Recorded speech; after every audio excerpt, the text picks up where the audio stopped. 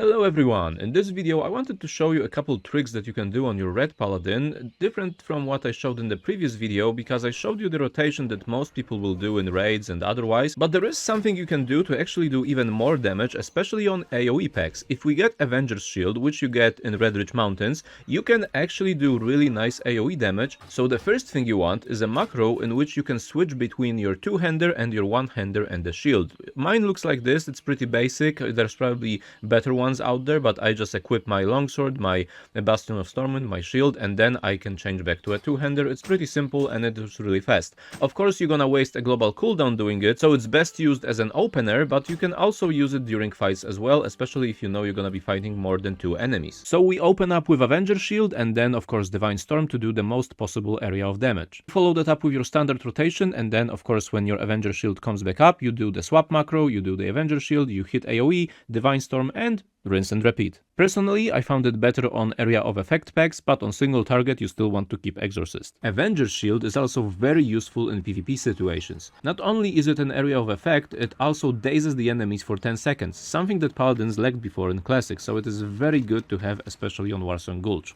Another thing that is actually good to keep in mind is that Arrow Legs enchants can be useful in some situations. For example, Inspiration Exemplar is very good on fights that will fear you a lot, for example in BFD on the Murloc fight. And also Rebuke, if your party lacks interruptions, can be very useful instead of Exorcist. So going in order, Exorcist will give us the most damage on single target, but will also make us so out of mana pretty fast. Avenger's Shield is great on AoE packs and also in fights that you know you will be fighting a lot of enemies all the time. Inspiration Exemplar on fights that will fear you a lot, like the Murloc in Black Phantom Deeps, and Rebuke is great if your party lacks interrupts, especially in dungeons, in 5-man dungeons, if others don't have any interruptions. Now, as Paladins in Classic, we have an interrupt, so that's great to hear. In my previous video, I showed you that you can use Seal of Martyrdom instead of Divine Storm if you want to be a bit more mana efficient, but of course you will deal less damage unless you will go out of mana, which actually happens quite a lot when you're gonna spec for Exorcist as well. So keep that in mind, that having both Exorcist and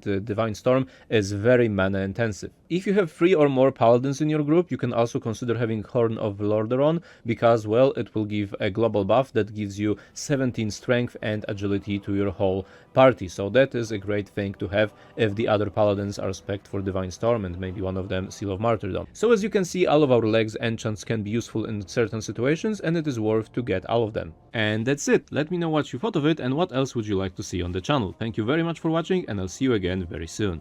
Here it comes.